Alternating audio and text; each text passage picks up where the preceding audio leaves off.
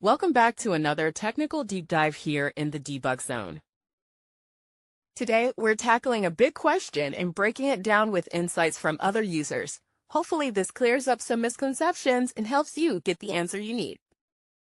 So, buckle up, stay a little curious, and let's jump right in.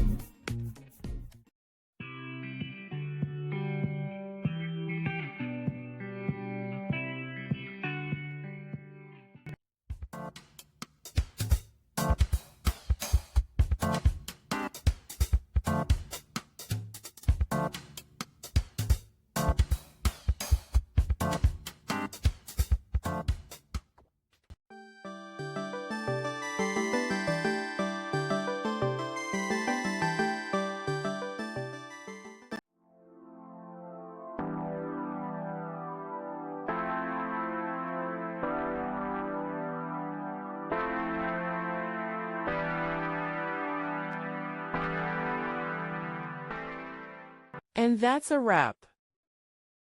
I hope you found the answer you were looking for. If you did, take a second to hit that subscribe button. It really helps out.